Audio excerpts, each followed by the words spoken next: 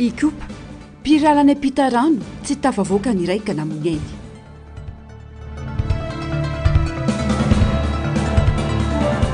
Mamy Ravatomanga mbola tsy natao fanadihadiana lalina voapirofo fa manana olana amina resaka fo. Firaisan-kina araka ny fifanarana ny fanapa-kevitry ny tim hoy ny panisite.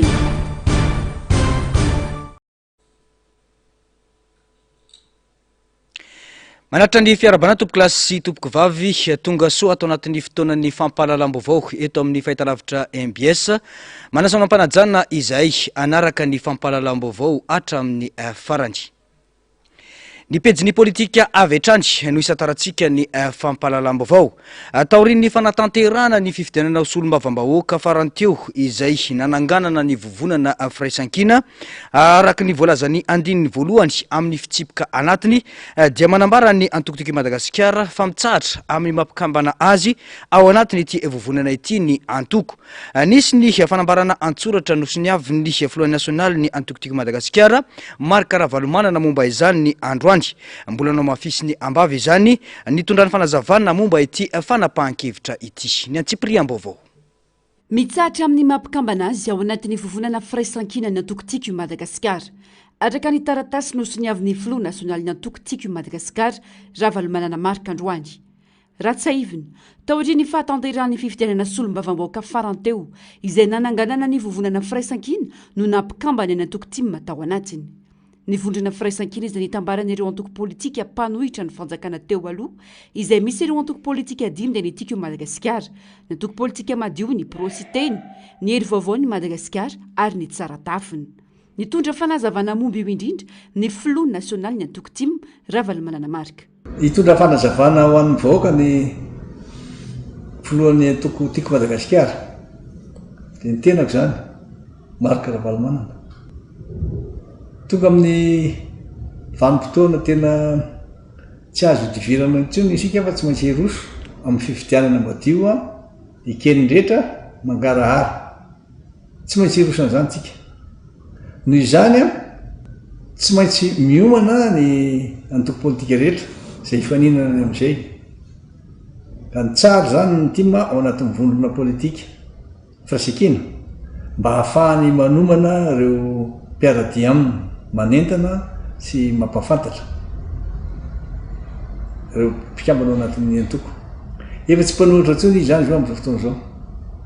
Na ny vondrona firaisan-kina raha fa mpanohana. Tsy ilaina intsony ny septième vice-président na ny VP7 satria efa lasa présiden'ny Assemblée nationale izy napanina indray amin'izao fotoana zao. Ka dia nitsahatra izahay ataon'ny antokotiky Madagasikara satria nda andeha anentana ireo mpikambana rehetra eny amin'ny commune, eny amin'ny district, eny amin'ny faritra. Samby hiparitaka andeha amin'izany. Afeky hoe tsy mpanohitra intsony ny tiako Madagasikara fa fampanohana. Izany raha ny sisiny raha teny izao rehefa mba manomana izay fifidianana ho avy satria fifaninanana tsy maintsy ho atao io. Mazava tsara zany zao le izy satria misy mandika zavatra tsy araka ny heveranay azy. Toraka zany koa ny eo amin'ny RMDM tsy mpanohitra ihany zany koa ny rodobe mpanohitra. Efa mpanohana izy zany zao. Dia samy miezaka ihany koa amin'izay fifidianana ho avy. Rehefa tonga indray fotoam-pifidianana ny fanomanana azy miloha dia eo indray tsika mahita izay olona hiaraka. Raha mitovy moa zany ny hevitra dia mifanaraka tsy manakana mihitsy ny fiarahana zany. Fitilo zany ny farana hatreo ny fiarahana ao anatin'ny firaisan-kina. Dia nitondra zany fanazavana zany aho mba tsy ampitopotra amin'ny onony ny mpiaradia sy tsy ampisavorovony ny hevitry ny sasany, ny sain'ny sasany. Ngamba mazava tsara zay. Zay afa dia samy mahereza ny ezaka rehetra izay atao. Samy tenin'Andriamanitra. fa fifanarahana efatrany amboalohany ny fananganana ny vovonana firaisankina nandritra ny fitondrana Andry Rajoelina noho izany araky ny fifanarahana napetraka tamin'izany fotoana izany ny fanapahan-kevitra no raisiny Tima Androany hoy ny filoham-piara-mitantana ny vovonana firaisankina no sady filohan'ny anteny miram-pirenena sy teny Randriana Solonyaiko tsy misy ny olana eo amin'ireo antoko ho ihany ny fanamafisana fa fanapahana efa napetraka izany tany amboalohany mba hiatrena ny fifidianana ben'ny tanàna sy solombavam-bahoaka ho hiatrany fanamafisana ny atsepiriam-baovao eo amin'ny sary sy ndratsary ny tahiriny aina. Mazava ny fifanarahan'ireo filohana antoko politika mivondrona ao anatin'ny firaisankina sy nananganana ny vovonana dia niatrehana fifidianana ho solombavam-bahoaka sy fifidianana ben'ny tanàna mba anoherana ny fitondrana Rajoelina eo anivony anteny miram-pirenena.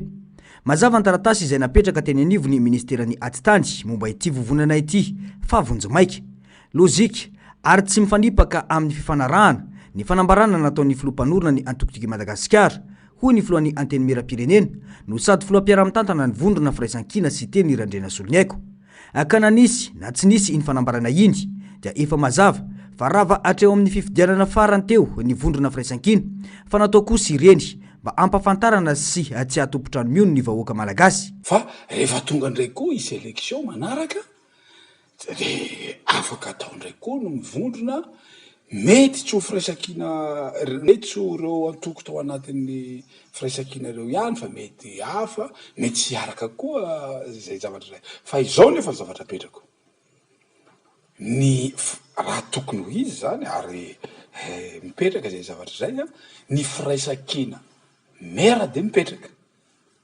ny firaisankina lany ny solombavam-bahoaka lany tao anatin'ny firaisankina dia mipetraka izy fa raha ohatra kosa le solombavam-bahoaka miteny hoe zahay hiala ato amin'ny firaisankina de mitovy amin'ireo hiromaro reo niala tao anatin'ny hiromaro zareo de lasa indépendant dia tsy afaka miditra amin'ny antoko izy zay zavatra zay fa za moa fefa nanontany any ACC fefa lasa ny taratasy hoe afaka manao groupe parlementaire manokana fa indépendant ka raha ohatra ka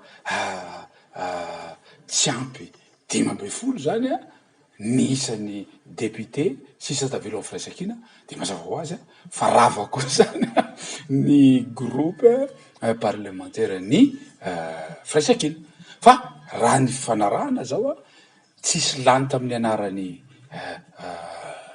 prositeny teo tsisy lany tamin'ny anaran'ny Tima teo tsisy lany tamin'ny anaran'ny Tsaratafina teo tsisy lany tamin'ny Atoko Madio teo tsisy lany tamin'ny ASVM teo fa lany tamin'ny firaisankina donc zany reo le zavatra ny fanarahanay de amiko zany dia na nisy fanambarana na tsisy fanambarana fa rava ihany any firaisankina satria zay no taratasy napetranay tany amin'ny intérieur.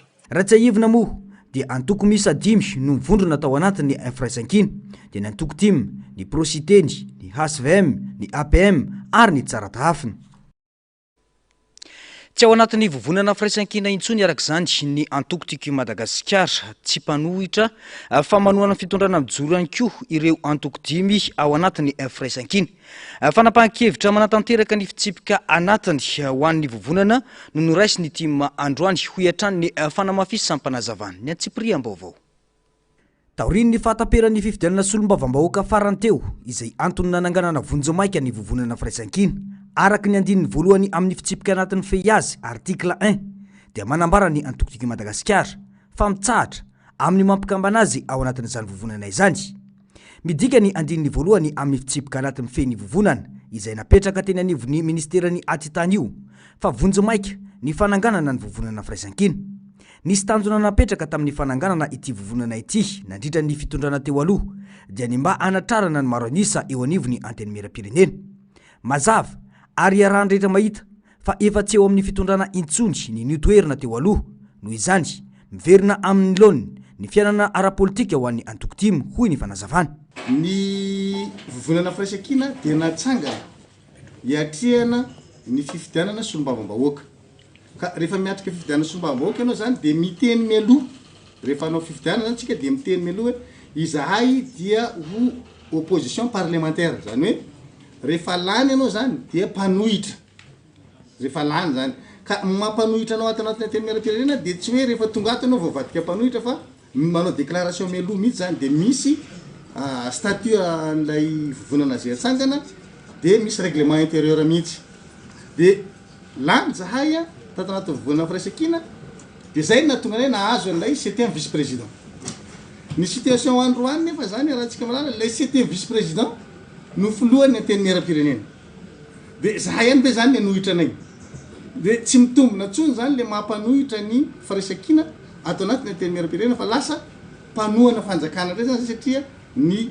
filoha lefitra fahafito zay an'ny fanoherana efa lasa izy ndray no filohany ny androm-panjakana mpanao lalàna ny teny miaram-pirenena de noho izay anton'izay zany de tsy maintsy ampifanarahana am'izay zany ny position ny antoko tiako Madagasikara zay iray amin'ny antoko mandrafitra ny vovonana firaisan-kina de misy antoko maromaro ao de mino aho fa anao ohatr'izay daholo koa zareo rehetra zany satria raha ohatra ka zay zany mijanona ho vovonana firaisan-kina de mbola mpanohitra zany zay nefa zay efa tsy mpanohitra tsony fa efa mpanohana fanjakana de zay no mahatonga le hoe mitsahatra ny mampikambana ny antoko tiako Madagasikara ao anatin'le vovonana firaisan-kina satria efa tsy manohitra tsony zay satria le vovonana firaisan-kina nananganana anazy dia mpanohitra an'le fitondrana tamin'ny Ngiahy Andrajoelina mbola président de république. Diso arak'izany ny fiheverana fa misy lonilony na ady seza no antony ity fanapahan-kevitra nataony antoko ty maity araky io andininy voalohany amin'ny fitsipoka anatin'io raha tsy aivina ihany koa dia efa nisy ny fanambarana izay nataony teo anivon'ny RMDM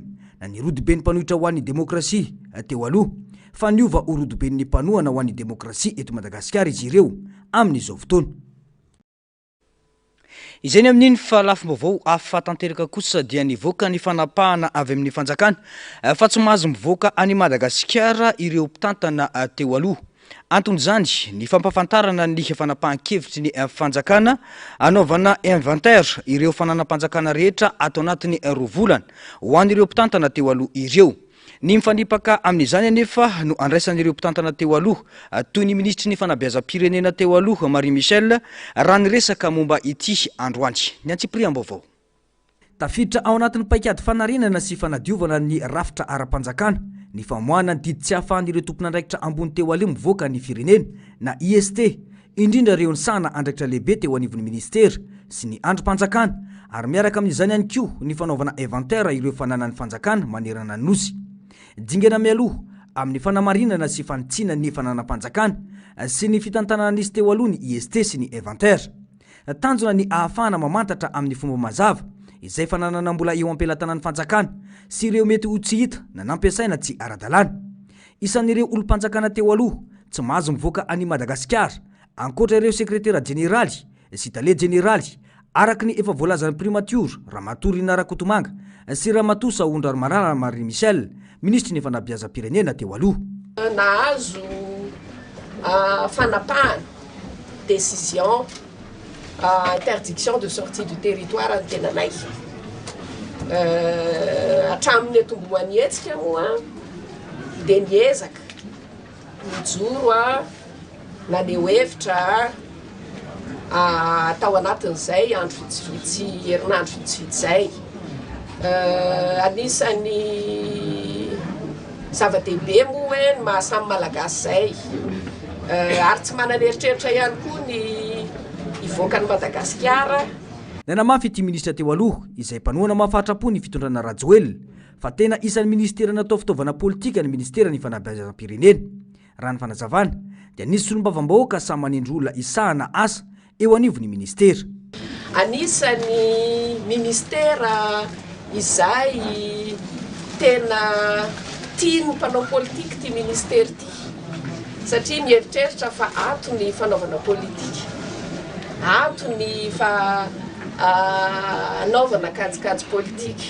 Tao anatin'izay 5 taona sy 2 volana zay de maro ny zavatra nitranga tato.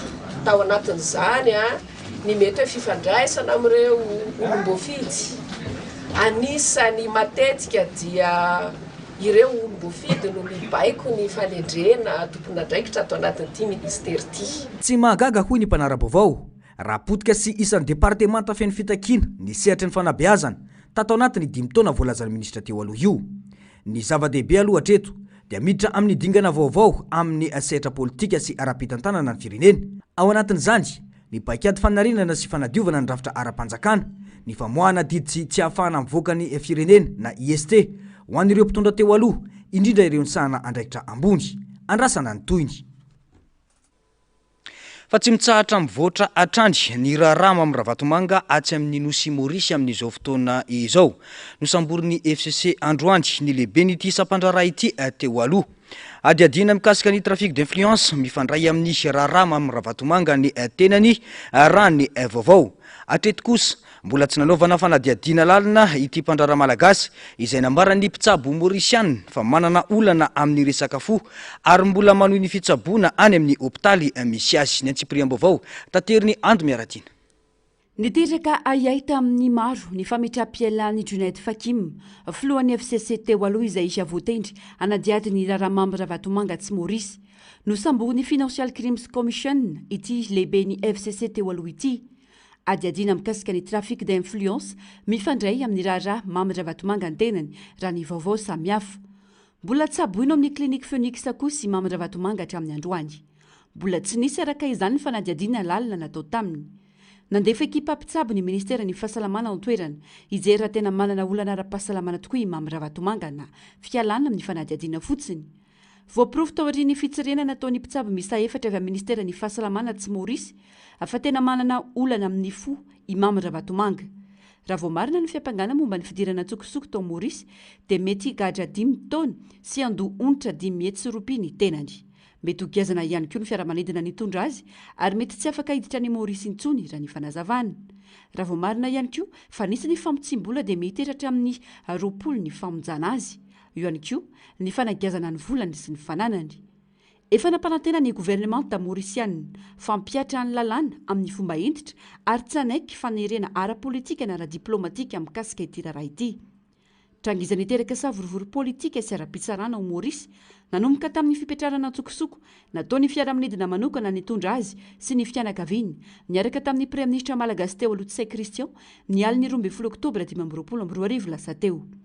Ankoatra izay, rehefa naontanin'ny mpitarika ny fanoherany Joly Jonar makasika ny fitondrana teteza mety eto Madagasikara dia nanambara tamin'ny-pahitsiana sy fahasahiana ny pré-ministra Mauriciana Navi Ramgoolam manoloana ny fiovana ara-politika eto amintsika fa tsy nisy fanonganam-panjakana notranga teto Madagasikara fa vokatry ny fitroaran'ny vahoaka na ny antsoina hoe révolte populaire ho ity pré-ministra teo anatrehany antenimera Mauriciana ary dia niala ny firenena filoha teo aloha noho izany. Ny antso ny amerenany amin'ny loany ny fitondrana sivila ara-dalàna amin'ny alalan'ny fifidianana eto Madagasikara moa ny pré-ministra Mauriciana. Izay amin'iny fa vaovao eny anivony antenimera-pirenena kosa indray dia isan'ny lahadiniky ny fivorian'ireo solombavam-bahoaka amin'izao fotoana izao ny fandaniana ny teti-bola-panjakana ho an'ny taona 20 sy 20. Raha ny fanazavany ny filohan'ny antenimera-pirenena androany dia tonga eny anivony antenimera-pirenena io volavolan-dalana io. Nanamafy hatrany ny filohan'ny antenimera-pirenena fa ny mahasoa aloha izay vao ny mahafinaritra. Ny Antsipriana izay eo amin'ny sarsin-datsary ny tahiriny aina. Araka ny voalazan'ny lalàna organika laharana 412 tsipika 812 mifehy fitantanam-bola dia tsy maintsy atolotry ny gouvernemanta amin'ny antenimera-pirenena ny volavolan-dalàna momba ny teti-bola alohan'ny faraika amin'ny 30 ny volana oktobra mialohan'ny andaniany ireo solombavam-bahoaka azy. Voaja ny feam-potoana ara-dalàna satria tonga ny 30 oktobra 2022 ny LFI 2022 hoy ny filohan'ny antenimera-pirenena seteny Randriana Solonyaiko. Everina odingana lehibe amin'ny fanombohan'ny fandiniana amin'ny fampiasam-bola-panjakana no atao manomboka eto taorian'ny fananganana ny boromaharitra hoy ny fanazavana. Androany deadline raha ny lalàna ahafahan'ny gouvernemanta manatitra ny LFI. Respecté tsara le izy tonga tsara atao aminay ny LFI amin'izao fotoana izao zany. Za moa mbola tsy namaky satria henoko fotsiny izy tonga fa izahay moa dia tsy maintsy mametraka ny politika ny fitsitsina io resaka sosialy no tena tokony betsaka ao ary tokony hamaly ny antsoantso ny hetaheta mbahoaka izay nitakiny io budget io. Dikan'izay zany sura ao fa io LFI io tsisy resaka oeraoera, tsisy resaka fizahozahoana fa tena fiainam-bahoaka mba hisy impact amin'ny fiainan'ny vahoaka malagasy zavatra atao. Ny LFI no lalana amaritana mialoha ny fidiram-bola sy ny fandaniana rehetra entin'ny fanjakana amin'ny taona manaraka. Izy no fototry ny politika ara-bola sy ny drafim-pampandrosoana ary ahafahany anteny miram-pirenena manara-maso ny fomba ampiasan'ny governemanta ny volam-bahoaka. Ny mahasoa aloha vao ny mahafinaritra ho hiatrany ny filohan'ny anteny miram-pirenena.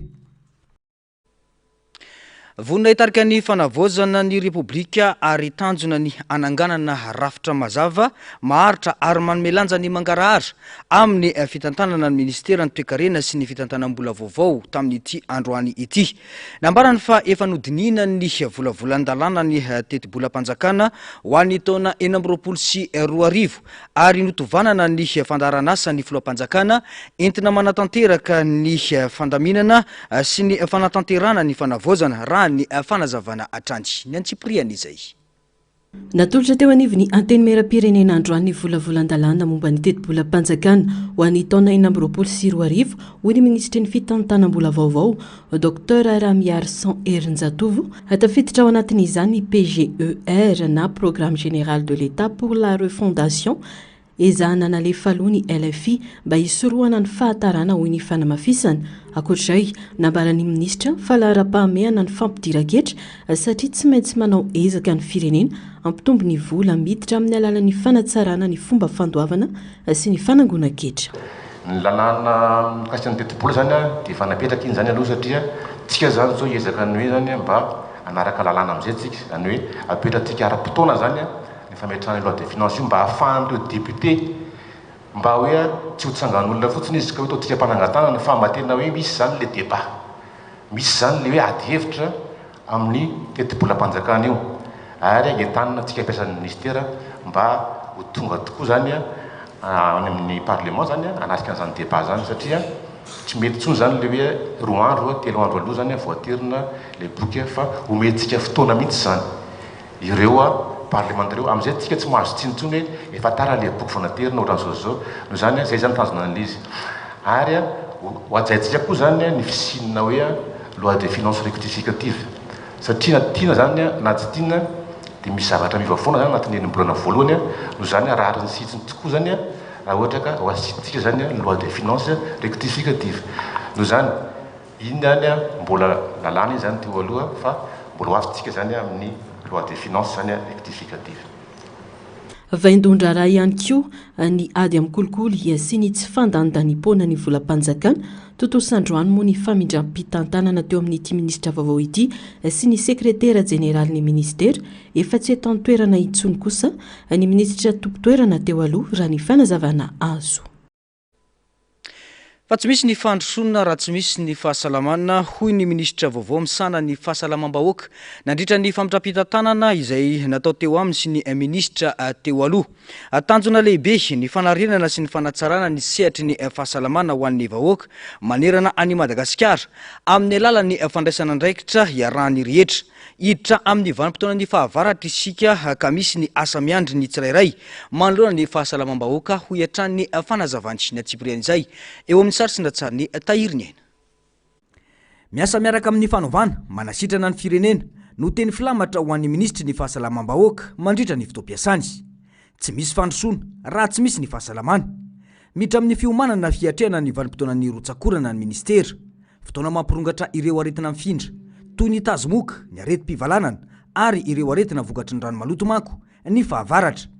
Miomana amin'ny fanentanana sy ny fandraisana andraikitra eny fotony ministera amin'ny alalan'ny fiaraha-miasa amin'ireo sampandraharaha ara-pahasalamana isan'ambaratongany, ny fokontany ary ny vondron'olona eny anivo ny fiaraha-monina raha ny fanazavana. Momba ny tolotra ara-pahasalamana ho an'ny vahoaka miditra amin'ny fotoana ny orana isika izao. Ilaina ny fiomanana manokana ny amin'ny ady amin'ny aretina mifindra sy ny fisorohana ny valana aretina rehetra raha tsy ilaza afa-tsy ny tazomoka sy ny fivalanana izay mahafaty ny zaza isika. Momba ny fitantanana ara-bola ho jerena ny priorité anatin'izany satria ifarana ity taona ampiasana 2025 ity. Noho izany miandraandra fanovana sy fanavozana fa tena hiasa isika. tsy vitany politika ny fanovana tena izy fa fietsika iombonany rehetra ny fahasalamana ny fototra anasitranana ny firenena hoy ny fanamafisana tafiditra ao anatin'izany ny fanatsarana ny fotodrafitrasa ara-pahasalamana ny famatsiana fanafody ny fanamafisana ny fiofanana ho an'ny mpiasan'ny fahasalamana ary ny fanakakezana ny tolotra ara-pahasalamana amin'ny vahoaka any ambanivohitra. Marina fanontany mena tsy mirehatra ary ny valala tsy antanana tsy atolonjaza. Tsorina amin'ny hoe tsy afaka anao fahagagana isika, tsy afaka anao mirakla isika, tsy maintsy hoezaina kosa izay vita mahakasika izay heverina fahalaham-pamena ao anatin'ny fotoana voafetra. Momba ny fitakian'ny mpiasa, singanina manokana ny avancement, ny reclassement, ny affectation tsy ara-drariny.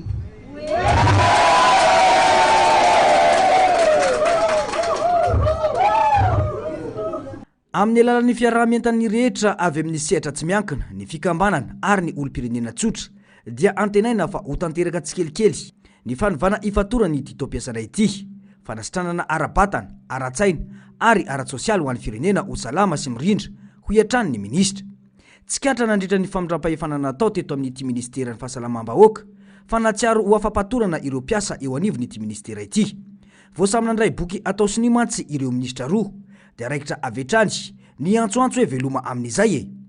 Teo ampivoahana taorian'ny fahavitan'ny soni dia mbola io oraka io ihany no namohan'izy ireo ny ministra teo aloha.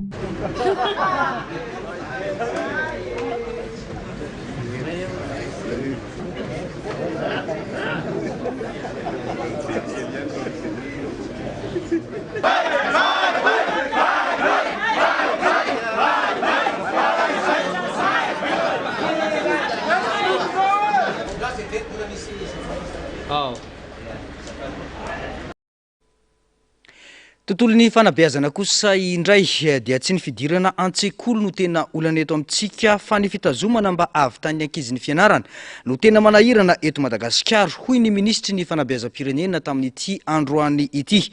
Mbola lavitra ny lalana amin'ny fanabeazana mahomby itovianjoho ho an'ny rehetra ary mitako finiavana avy amin'ny tsirairay toy ny mpampianatra, ny fikambanana iady amin'izay olana izay. Misy ihany koa ny fitakiana maro lafy ka nahatonga ny fanavoazana misy amin'izao fotoana izao.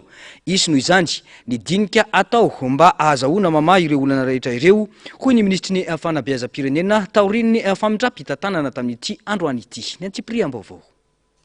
Eo amin'ny 900 monja amin'ireo ankizy miditra an-tsekoly no mahavita hatramin'ny taona 5 midika izany fa ankizy 410 no tsy mahavita akory ny ambaratonga fototra. Eo anelanelany 870 isanjato sy ny 570 isanjato amin'ireo ankizy tody amin'ny ambaratonga fototra no tafiditra amin'ny ambaratonga faharoa. Betsaka no tsy mahatody fianarana hatramin'ny farany noho ny alaviran'ny sekoly, ny fahantrana ary ny tsy fisiany ny fitaovana. 70 isanjato ny olon-dehibe 12 taona no miakatra no tsy mahay mamaky teny sy manoratra.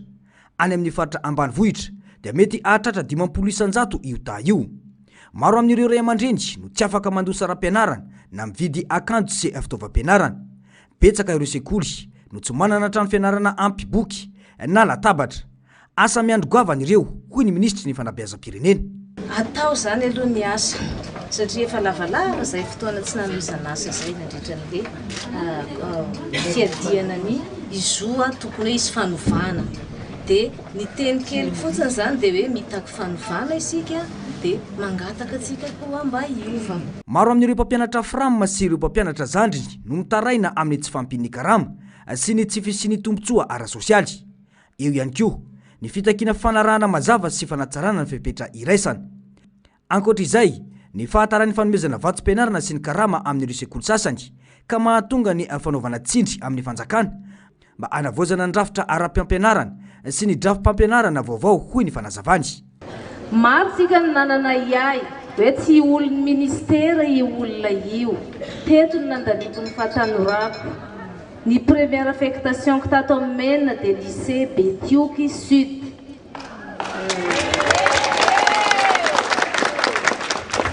Misy adidy sy andraikitra makadiry miandry antsika tsirairay. Ny tenako amin'ny maha-ministry ny fanabeazam-pirenena dia manome toky antsika mpiara-miasa izay miandrandra fanovana fa tsy andiso fanantenana atsika sy ny filoam-panjakana zay ny programany fitondrana ankehitriny izay fisitrahana fanabeazana tsara kalitao sy mendrika dia mitanky asa maro lafy avy amintsika mpiara-miasa rehetra koa miantso atsika ao ifanometanana ifanampy ifanoana amin'ny fanatrarana izay fanampy izay raha ny fanazavana atrandy dia anomboka andray ireo mpampianatra sy ireo mpiasa eo anivon'ny ministera ny ministra ifanakalo hevitra ho famahana ny olana amin'ireo fitakiana izay natonga an'izao fanavoazana izao raha ny fanazavana ankoatr'izay raha tsy aivina dia mbola antoy omaly ny etsika fitakian'ireo sindika izay nambara fa ho fanairana ny ministra vaovao andrasana arak'izany ny fivoaram-baovao fa mbola mitoy-hatrany hatramin'ny androany ny faneo-kevitra mahakasika ny fananganana ny gouvernemanta amin'izao fotoana izao hojerena aloha ny asa ataon'ireo mpikambana eo anivon'ny gouvernemanta ka ny asa no hitsarana azy hoy ny mpanaraka raharam-pirenena sady mpanao politika Clémence Raharnirina manana roa volana ireo ministra ahafahany maneho ny finiavany anova zavatra eto amin'ny firenena ka aorin'izay dia afaka mandray fanapahan-kevitra ny tompon'andraikitra hoy hatrany i Clémence Raharnirina izay isan'ireo angadina nanana sy vinahitana nahitana ny etsy-bahoaka ka nahatonga amin'izao fiovam-pitantanana eto Madagasikara izao ny Atsipriam-baovao mila omena fotoana hiasana aloha ireo mpikambana eo anivon'ny gouvernemanta hoy Clémence Raharnirina tsy hisy fanfampo zato isan-jato amin'ireo olona mandrafitra ny gouvernemanta saingy mila omena fotoana kosa ireo ministra ireo aloha hiasany rehefa vita ny roa volana dia afaka manao tombana ireo rehetra nandray anjara tamin'ny tolona izay natao ray volana lasa zay araka ny fanazavany dia efa raisiny tompon'andraikitra tsirairay avy ny fanamariana rehetra mikasika ireo ministra ireo nantitra ny teriny Clémence Raharnirina fa ilaina ny mitahiry sy manamafy hatrany ny fahafahana maneho hevitra ary ny demokrasia eto amin'ny firenena raha ao anatin'ny roa volana mahita ny mpiasa eny anivon'ireo ministera maro samihafa satria reny aloha zany aloha napetraka hatreto mahita ny mpiasa eny anivon'ireo ministera samihafa fa tsy mahomby raha mahita ny filoham-panjakana fa tsy mahavoa na mahita ny nareo mpanao gazety sy ny rehetrarehetra izay afaka andeha ataontsika hoe afaka manao masotsivana ny amin'izany rehetrarehetra zany dia inoko fa tsy salasala ny tompon'andraikitra andray ny fanapahan-kevitra manandrify raha toka tonga amin'izay hoe tena tsy mahafapoa makany amin'ilay fanovana tadiavina ny zava-misy fa za dia miobo-kevitra ny amin'ireo olona izay miteny hoe aleo aloha andeha dia raha antsika mijery fa ny tonga lafatra mafisiko foana tsy misy izay zavatra izay na izany na tsy zany raisina foana ihany koa ny tsikery ary ny mahavony teo aloha mantsy dia izay rehefa misy ny tsikera dia avy dia manao antso-jay managadra mampisambotra fangambantsika mahita be deabe ny manaratsy miteny eny amin'ny tambajotra ataoko angamba fa tsy mbola nisy aloha hatreto hoe nanaratsy ny prime ministre hono dia nysamboriny nanaratsy ny ministre zatsy na zarony dia nampanatsoa ny cybercriminalité dia irina mba hitoy zay mba tena iaina anatin'ilay demokrasia tsika ary nitsikeran'ny olona ihany koa dia za dia manamafy foana hoe raisina foana izay hita fa mety azo entina anovana zavatra fa ny tsikera ratsy fanaratsiana botolo kosa avelao andeha amin'izao fa ny olona koa miteny ankoatra izay manoloana ny resabe eny anivon'ny tambany zotra ny tserasera izay milaza fa nahilika ny tenany sy babarakotarisota amin'ny fanendrena dia notsipihany ity mpanolosaina ny tanàna ity fa teny erahana teo amin'izy telo menadany fanolorana ny lilira farala ho minisitra ny fizahantany sy ny asa tanana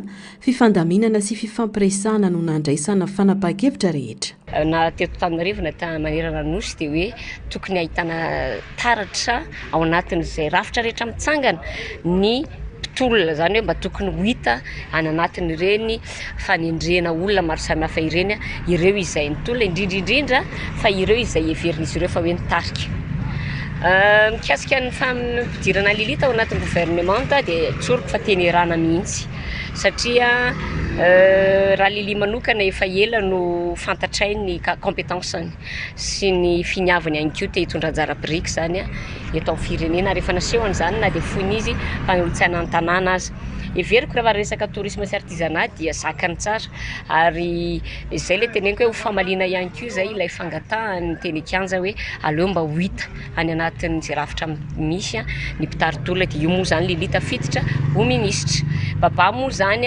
mety kokoa any amin'ny resaka lafiny fanoloratsaina ny tompona andraikitra ambony atao amin'ny firenena no ny safidiny ho amin'izay fa tsy dia hoe any amin'ilay ho dia ataontsika hoe mpanatanteraka hipetraka toy amaritra amin'ny andraikitra izay hosahana satria raha antsika malala ihany koa fa manana ny asany izy a raha ny tenana ihany koa dia efa misy ny vinavinany fa angamba mbola tsy fotoana izao iresahana mikasika an'izay ny amin'ny hoe aiza ny toerana sahaza andrasan'ny vahoaka fantatra fa voafeh ezana arak'izay azo atao ho hiatran'ny fanamafisana ny hitondra ny toe-tsaina tsy manaiky lembenana indrindra ho anatin'izao fitondrana fanavaozana eto amin'ny firenena izao.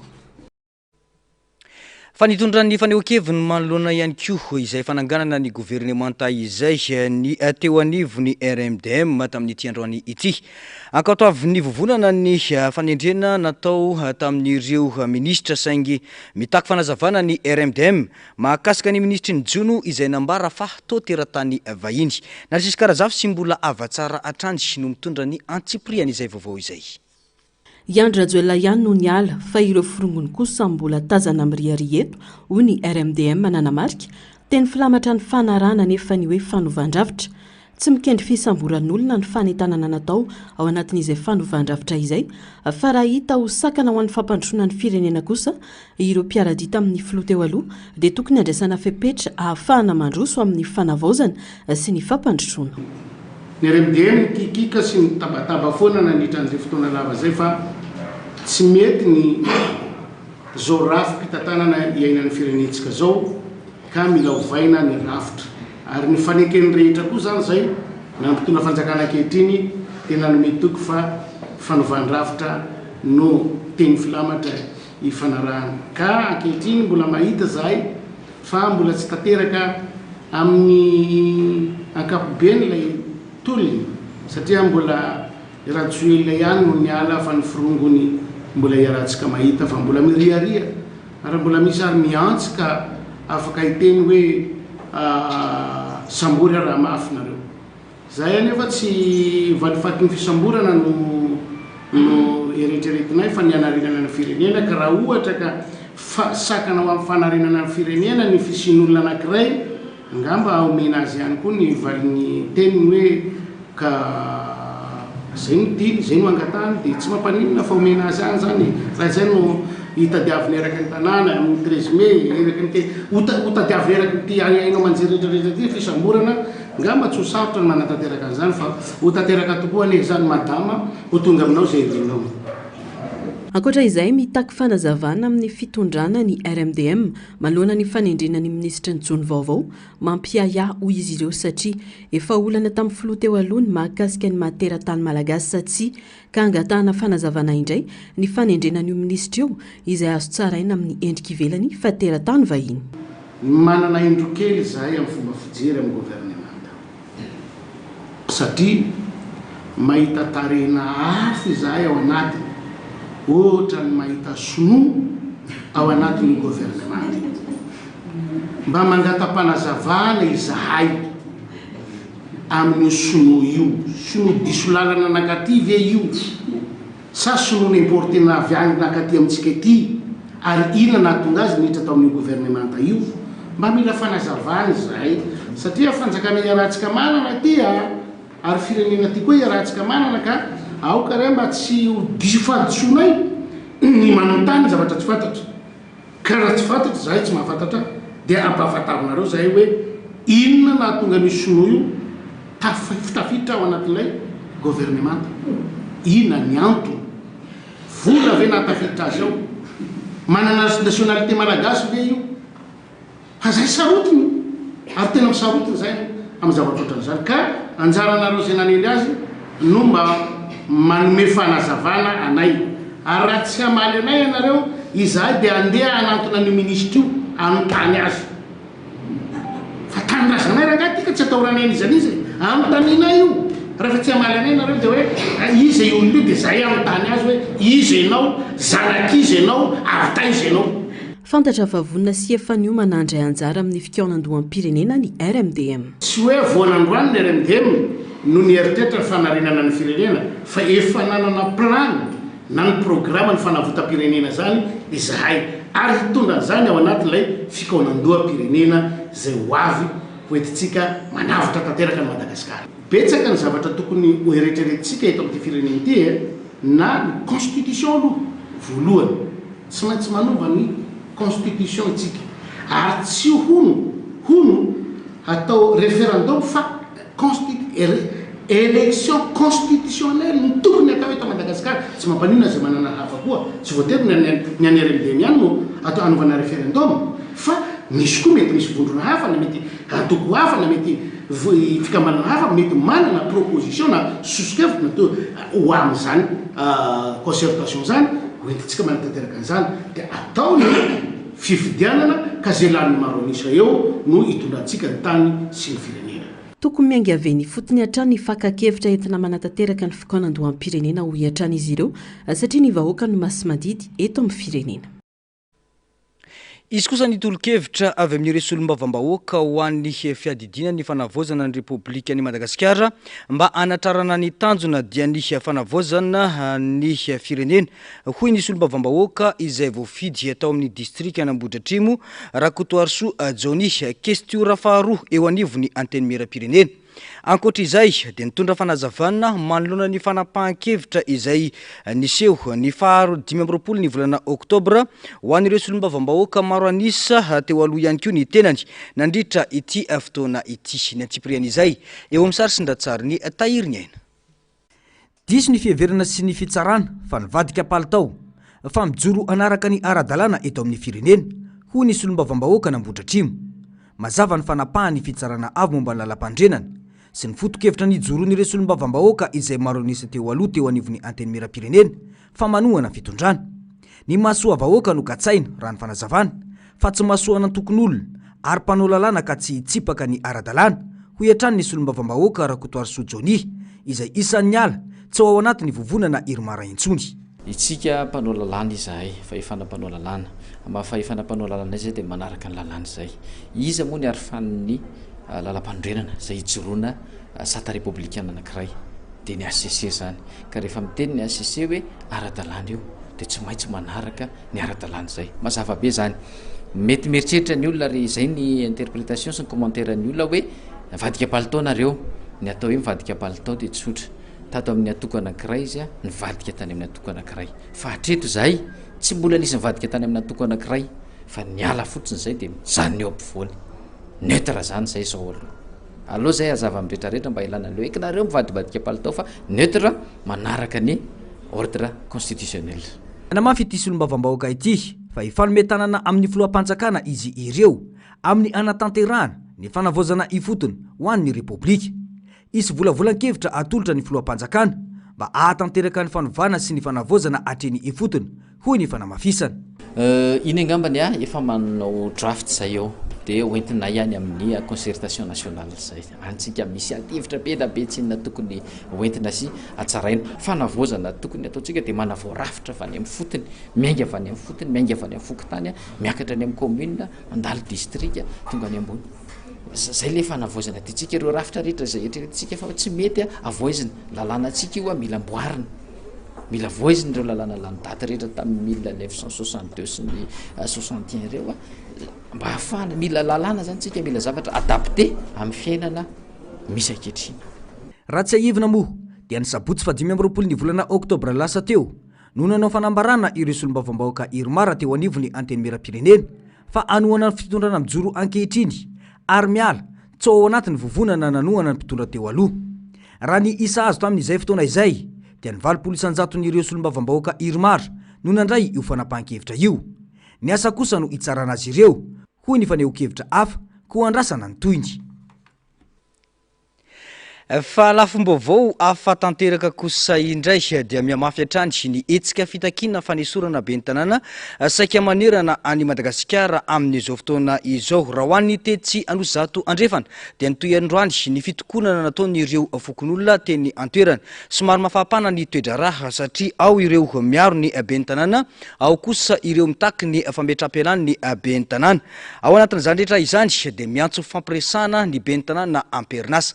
Nasisy zafy sy mbola avatsara no mitondra ny antsipriany izay vaovao izay.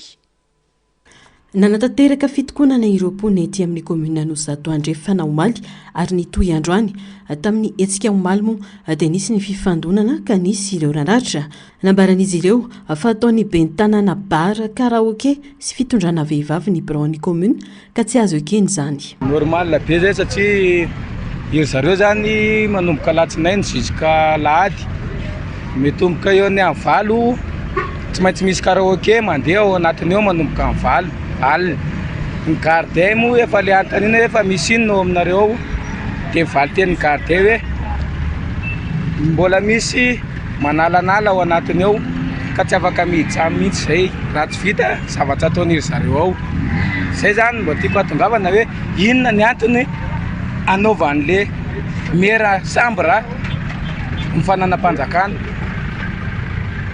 zay zany mba tiako ampitaina amin'ny vahoaka hoe raha tena vahoaka ka mitsinjo marina hoe tsy miatao sambra amin'ny komina tokony anampy vahoaka analana azy ao.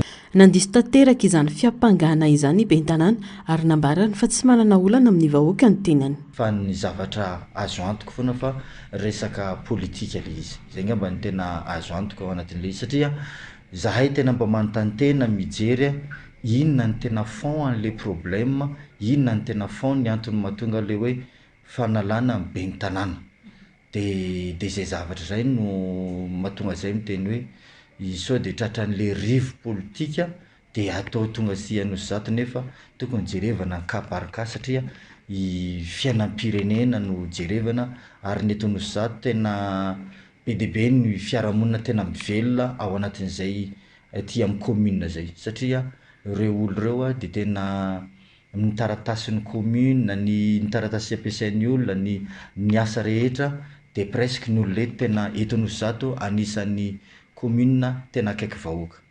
Iarahantsika mahita fa na zahay amin'ny 12 ara tsy mikatona fa satria misy piasa amin'izao mipiasa ny zone zao vao manao pause de miezakazaka mandeha aty amin'ny commune manao ny raran'ny taratasy ara-panjakana ka izay zavatra zay mahatonga zay hoe mbola gaga hoe inona ary ny tena olana na tonga regny andian'olona nanao an'ireny fihetsiketsehany. Ankoatra izay nambaran'ireo olona nanao fitakiana fa be loatra ny fakana volo amin'ny tsena ny cash point sy ny maro hafa ataon'ity ben'ny tanàna ity ka angatahana tsy misy atakandro ny fialany amin'ny toeran'io. Ny orinasan'ny ny commune Anosizato ndraiky natomboka dia tsy orinasa anantompo politika fa zavatra misy amin'izao dia be dia be ny piasa ao misy ny olona tsy aveta toerana akory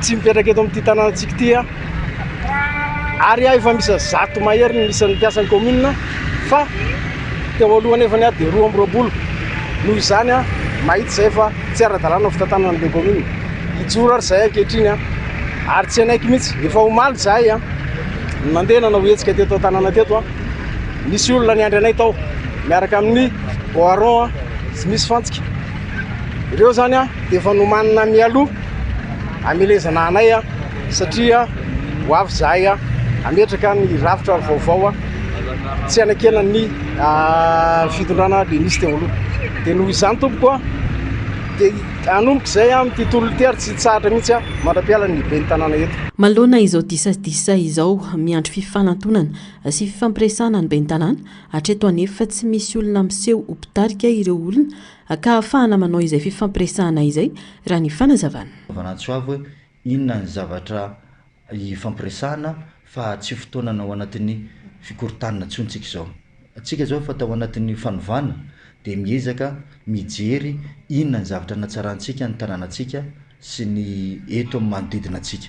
Ka zay zany mbola anaovana antsoavo amin'ny namana ny commune dia misokatra ary mifandray amin'ny olona rehetrarehetra tsy manakatom-baravarana fa miezaka mifampiresaka mifandray amin'ny mpiaramonina rehetrarehetra ary niza zay mety manana olana afaka mifampiresaka foana mijery zay vaolana rehetra zay anasoan'ny tanànantsika. Ny fangatahana ny fialany Andry Rajoelina sy ny firongony no nitolomana ho iatrany ireo mponina ka toin'izany izao fitakiana ataony izy ireo izao. Mangataka izay ny jerevana ny CV andreo mpiasa rehetrarehetra ao amin'ny commune ireo satria olona tsy manara-dalàna olona miala tsiny amin'ilay fomba fiteny tsy manana compétence amin'ny asany no mitsoga amin'ny commune fandraisana olona tena impoli magena fa nisy nakatra ny namanay omaly a dia zay tena tsy janona tsony zay fa tsy maintsy takinay felany fombo ny andro rajoelona ray manontolo efa nanao zay tany Antananarivo agotoizana aty ano zato le izy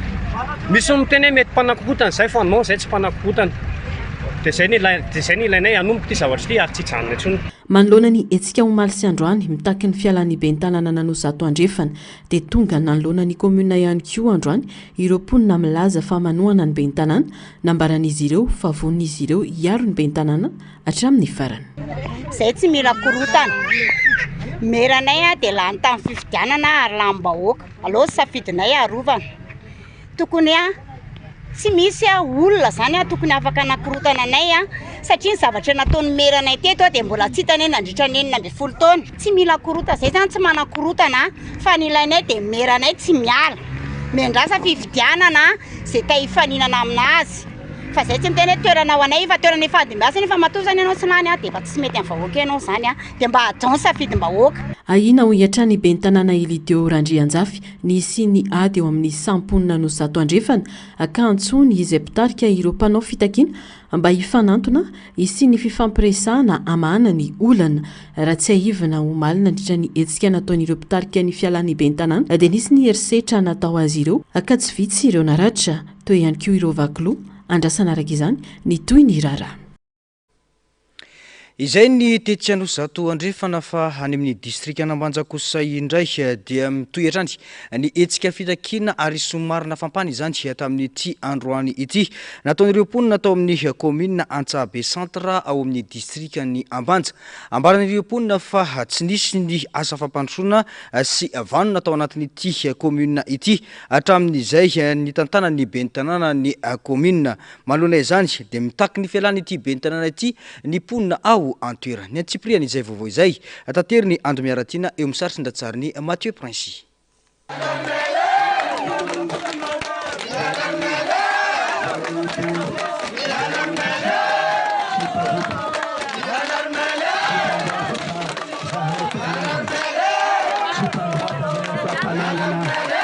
Satria zahay malahelo amin'ny raha jiaby ataony maromaro isan-tsokajiny ke hirarigny zegny le tologno hatao mbo hanankery hanjaka homby amin'ny tanjony zay. Nidina an-dalambe mitaky ny fialany bentanana antoerana ny mponina ao Antsabe centre Ambanja tsy tokony ho avy amin'izao zava-misy izao izay vahoaka raha nany ihany ny bentanana ho ireo mponina efa tsy vita ny alabato ny natongavany teo amin'ny toerana fa mbola marobe ihany koa ireo fihetsika sy asa tanterahany tsy mipaka ary mamotika ny mponina raha ny fanamafisana. Nanamarika ireo mponina ka tsy maintsy isoana amin'izao etsika izao ny fandanim-bola kanefa tsy misy asa vita hatramin'izay. Mikasa andravatra ny fonenana zato Antsabe centre tsy misy fanonena raha ihany koa ity bentanana ity. Mangony fotsiny fampiasana zandary ampiororo vahoaka sy ireo karazana fandemetsaina sy fanararotana samihafa. Fitaovana anamboarana bureau tranon'ny fanagnantany nanjavona trano tsy mandeha fanomezana jiaby avy amin'ny fanjakana hataony avy aminazy izay manovotry voatady angalana vola hitapitrisany ny tranga tao Antanamarina izao trano sekoly tsy vita lanina ampiasain'ny commune misy mansy fera jiaby ataony botoboto ireo dabalava rehefa hitalitra entana ny fianakaviany tokotany commune nangalana tany fotaka nanamboarana boriky anaovany trano halitra vato na lany azy tsy mangarahara amin'ny vahoaka ny fahalaniany hoy izy koa hoe anareo vahoaka tsy mividy voatadiny fanatitra vola ristourna lavany 2024 chef secteur mandritsara hely fa hoe tsy ampy telo tapitrisa ariary raha efa nanome telo tapitrisa ariary izy teo anatrehany. Tapitra nalainy mpiasan'ny komina avokoa ireo fitaovana rehetra ampiasaina anaovana fototra-avitrasa raha ny fanazavana.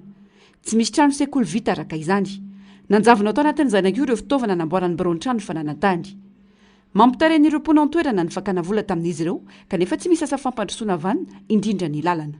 Izy io nisy famoriam-bola taminay tao tamin'ny 2022 tao Antsabe centre misy zay zay namezany avy amin'ny gouverneur raha misy vola anareo vidy gasoil dia mahazo bily iasagna lalana andeha aminareo tonga atao marigny bily tamin'le 28 novembre tamin'ny 2021 fa tsy vita tamin'ny 2021 le lalana nafina 2022 noho afa marina afa sara be le nidiran'le ezay ideo liasy lalana eo amizay zay le nangalandreo le vola tamin'le fokon'olo marobe farany amin'izay le vola nanjavo lalana tsy vita zay le mampalahelo le vahoaka ary zare nandama zay tsy nandray vola zany fa tatra le taratasy fandraisandreo le vola nagnarandreo vola tamin'ny vahoaka signé ny 1er juin zegny le tatra tsara be fa nagnarandreo le vola tamin'ny vahoaka tamin'ny commune rany tao Tantsarbe saka zay le mampalahelo vahoaka mikitikity le saigny vahoaka amin'ny zava-misy marobe zegny nangataka ny fampidinika tamin'ny ben'ny tanàna tombozandry armel ireo vahoaka ny herinandro teo saingy tena navina sy fanambanina ny nataony ho hiatra ny roponina andrasana ny toy ny raraha fa lehilahy iray no maty andrano tetsy amin'ny rirandro ikopa alina io maraina io vao hita ny fatany rehefa nanaovan'ny sampanampamonjy voina fikarohana nandritra ny fotoana maharitra omaly sy androany maraina fa nadadina eo amin'ny sary sindatsary ny tahiriny aina omaly alina tamin'ny valora sy sasany tsy nisy lakana intsony ka nanapa-kevitra ny ampita rano ny lomano rehefa andeha hamonjy fotenizmy raha lany hotradozany iray nizaka ny fampisitona raha ny fanazavana saingy tsy azo tafepitany iray ka nampilaza ny tany an-trano ary nanaovana fikarohana avy hatrany naritra ora maro ny fikarohana nataon'ny mpamonjy voina omaly alina saingy io maraina io tamin'ny valora sasany vao hita ny rahalahy ny 3 taona efa tsy misy aina intsony rehefa tokony tamin'ny valo sasany teo zay ro lany ny apita teo hoe tsy nisy lakana intsony dia anapa-kevitra hoe ilomano dia rehefa nilatsaka moa zany dia nisy amin'ny lomano za lasa aloha dia izy sarytaraiky perinotrany raha mody kely io dia endika izy zany ohatra ny tsy haiko hoe tsy nailomano hoe sa hoe ahoana fa ny antso vonjy anahy izy dia zany ezaka ny namonjy mivera namonjy fa le rano mahery be dia tsy mety voatohatro mihitsy dia izy moa efa nendika dia tsy maintsy nandeha nody amin'izay ny antso olona tany tanàna dia zay ny zava-nisy hoe mba zay mba nanapa-kevitra hoe ndao epiteto tsika sy alahy dia mifanontany moa hoe tafity eto ve dia samy nanapa-kevitra hoe taefa tafity eto avy ny asa namita ny fanaona andavanandro ity lehilahy maty andrano ity omaly alterana ny an'ireo mpiara-miasa aminy raha nampilazaina sy nahita ny vavoazany sy androamaly io zany tsy nampozana mihitsy satria raha ny programa atao dia ny asa kely zay maraina tapakandro arivony zay nanamboatra tôbila rehefa vita moa ny tôbila dia omena karamatsy mahazaty izy dia lasa izy nody tsy nampozana nefa fa tamin'ny 4 maraina izy ny antso ty rahalahiny ty nakeny amin'ny are satria moa zany ny asa isan'andro amin'ny 4 maraina amin'ny 2 maraina zay tonga eny milahatra eny amin'ny stationnement no niteny ny rahalahy hoe maty andamy aty le re zay fa zay vaovao helinay dia nanomboka tamin'ny maly alina nefa nanomboka nitady ny pompier nanao zay fa ny sapeur moa zany nanao zay faraheriny dia davana fa tsy maintsy ny andro maraina dia naharitra teo amin'ny adiny 4 teo nga mafikarohana ny razana dia hita soma tsara moa izy viopelatana ny fianakaviany razana raha ny vaovao fa mirongatra indray ny dorotanetsy ny aitrano tato anatiny andro maromaro izao betsaka ireo antony mahatonga izay indrindra ho an'ny tokantrano ka ilaina ny fitandremany tsirairay hoy ny avy eo anivony sampana mpamonjy voina na risisy karazafy sy mbola avatsara no mitondra ny antsiprian'izay vaovao izay aitrano sy dorotanety folo tany hoany no niseho teto andrenivohitra nanomboka ny sabotsy teo no nakaty ary iray ny ainana fohy izay hita teny amin'ny toby loteriana teny Ambobao ny toetry ny andro no antony iray mety mahatonga ny dorotanety misy kosa nefa ny tena manao akasoparana tsotra zao ho ny fanazavana nomeny ny commande ny sampana mpamondry vona ny commandant Eric Aralay Vonoro eo koa nefa ny tsy fitandremana rehefa mampiasa arina na entona fandrehitra ankoatra izay ny tsy fahatomombana ny fitaovana mitondra herinaratra no antony betsaka mahatonga ny fahamaizan-trano akanaovana antso amin'ny fitandremana ho ny fanazavana satria ny andro maina amin'izao fotoana akamora kokoa ny fiparitany afo fanazavana zay zao raha ohatra hoe ny dorotanety ny jerentsika mafana ny andro ny krihatra reny dia mora mirehatra afaka zavaina amin'izay zavatra zay ny mahatonga ny dorotanety amin'izao fotoana zao misy koa nefa akasoparana ilay izy fa ho any anatin'ny tokantrano tsirairay tsy ny orinasa zany dia tsy fitandremana no hitanay ka eto angamba dia anararoatra amin'ny fampatsahivana ny olona sahady ny fanentanana hitandrina ny installation électrique atsika any an-trano any atao faran'izay matanjaka prizy anankiray tsy tokony zavatra be dia be no ao anatin'ny prizy anankiray ny gaz fatapiera dino mamono azy zany rehetra zany zany dia mitarika amin'ny tsy fitandremana rehefa mivoaka ao tokantrano vonohy tanteraka ny afo charbon zay vao miala ao tokantrano fa zavatra ohatr' zany zao dia nahatonga an'izay firetana zay ka manentana tsiraray hitandrana. Ny sampana mpamonjy vona ho an'ny boriboritany eny eto Antananarivo hatreto no miasa ho an'ny faritra Analamanga iray manontolo izay fitaovana ampelantanana araka izany no ampiasaina amonjena ireo loza mitranga ary ezahana araka izay azo ataony mifeny afo sy ny maty an-drano eto Antananarivo sy ny manodidina. Raha ny fitaovana sy ny olona ampy mimponina Antananarivo aloha lazaiko antsika fa mitombo. Raha ho Antananarivo renivohitra fotsiny ny pompiera ny tena tokony ho izy zany hoe vao faritra ao anatin'ny boriboritany enina dia misandraka manerana ny commune manodidina ataoko angamba faritra Analamanga ray manontolo ny pompiera Antananarivo. Dikan'izay raha fitaovana tokony natokana ho an'ny boriboritany enina misandraka amin'ny faritra Analamanga zany hitantsika amin'izay fa mety hanano sarotra fa na zany voafehy foana ny afo izay miseho eto Antananarivo sy ny manodidina. Mbola mahasana ny fitaovana izay misy ary miezaka ny tompony andraikitra mamatsy sy ireo partenaire ny pompier mpiara-miasa mpiara-miombonantoka manampy ahafahana mamonjy mivantana ny resaka vonjovona zany eto Antananarivo. Manentana ny rehetra moa ny sampana mpamonjy vona mba samy mailo sy hitandrina azahoana misoroka ny loza. Fanahery vaika ny tafio-drivotra Melissa nandalo tao amin'ny morontsiraka Atsimo-Antsinanana akaiky ny Santiago Cuba. Nandray fepetra ho fiarovana ny fanjakana Cubana ka olona mahery ny fitoetsy no fantatra fa nafindra toerana ho any amin'ny toerana azo antoka. Araka ny fantatra dia niteraka tondradrano nanimba tambajotra herinaratra sy ny foto-drafitrasa ary trano maro ny tafio-drivotra nitranga tany antoerana ity. Ny antsipriana izay.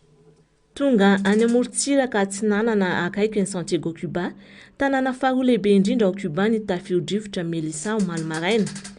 Talohan'izay efa nandravarava tany amin'ny nosy Jamaika tamin'ny mahatafio-drivotra sokajy fadimy azy i Melissa.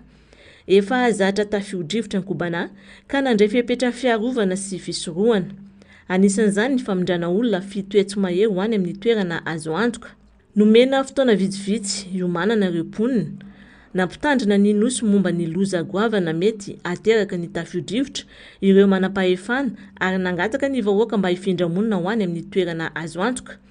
Melissa no tafio-drivotra mahery indrindra hatramin'izay nandalo Takuba hatramin'izay hoy ny filokobana. Efa nandray ireo fepetra rehetra ilaina ny fanjakana ary manana traikefa lehibe amin'ny fiatrehana ity trangany zavatra ity sy ny fanarenana ny fahasimbany Cuba hoy izy nanamafy. Araka ny tatitra voalohany avy amin'ny haino manjery any toerana, ny tafio-drivotra izay nanimba ny Cuba tamin'ny maha tafio-drivotra sokajy faharoa azy dia niteraka tondradrano tany amin'ny faritra misy fambolena, nanimba ny herinaratra sy ny foto-drafitrasa ary ireo trano. Tsy mbola fantatra tsara ny fahasimbana rehetra mandra-pavita ny fanadiadiana. Niteraka tondradrano tampoka tany amin'ny toerana maro ny Orambe. Ny ena ny herin'i Melissa rehefa nandalo tany Cuba ary avy eo dia navatsava nakany Bahamas sy Bermuda. Maro ireo asa tokony atao ho fanarenana ny Cuba izay firenena miatrika krizy ara-toe-karena lehibe hoy ny filoha Kobana. Zao kosa indray arsika dia anaraka ireo vaovao hafakely. I Jonathan no anarany ity biby an-tanety izay ela velona indrindra eran-tany. 30 taona ny ainana ka mbola velona i Jonathan ankehitriny. Teraka nanodidina ny taona 37 tao Seychelles, ity karazana sokatra antsoina hoe Aldabrachelys gingatiololisa ary monina ao amin'ny nosy Sainte-Hélène any amin'ny ranomasimbe Atlantique. Milanja manodidina ny 90 kilao ity sokatra goavambe izay mitana ny anaram-boninahitra ho biby an-tanety ela velona indrindra. Nankatoavin'ny veterinaire sy manampahaizana ny taonany ary mbola velona sy mandeha izy hatramin'izao na dia efa tsy dia mahita sy tsy mandray fofony intsony aza. Vorondolo kely masaika bolo ny Zeus, antsoina koa hoe Western Screechal. Miavaka mantsy ny masony noho ny ratrana azo azy. Vokany, jamby Zeus ka tsy afaka niverina ny aina tany anaty ala intsony. Teo amin'ny tokonam-baravarana iray, tao Central Californie noho nijanona tsy nihetsika intsony izy iso noho ny fahajambany. Ny maso ny feno-poti zavatra fotsifotsy mamirapiratra toy ny kintana eny amin'ny lanitra no nasaka sy nampiaika ireo rehetra izay nahita azy. Na dia teo aza ny fahajambany dia nikolokoloan'ny olona izay nahita azy izy nandra-pahafatany. Toy izao hitantsika amin'ny sary izao ny fomba fatorin'ny mpianika tendrombohitra rehefa matory eny amin'ny antsana avo dia avo eny tendrombohitra eny. Portelage no anarany ity fandriana sady tranolay fatoriana amin'ny antsana. Ny fatotra izay mitazona azy dia miraikitra tsara ny ambonin'ny vatolampy ary dia mbola mifatotra fehikibo fiarovana koa ireo olona izay matory eo amboniny. Misy tafo afaka apetaka sy azo tsoahana ny portelage ary afaka andrahoana sakafo amin'ny fatana kely izay miantona koa ka tsy azo alatsaka na ariana avy eny ambony ireo fako avy amin'ny sakafo fa angonina dia entina rehefa midina. Tapitra ny fampahalalam-baovao tsika tompoko lasy sy tompoko vavy mankasitraka anao nanaraka izany hatramin'ny farany. Isorona hatrany ny teknisiana sy ireo namana mpanao gazety nafahana nanatontosa izao fampahalalam-baovao izao mametraka ny soavatsara veloma tompoko.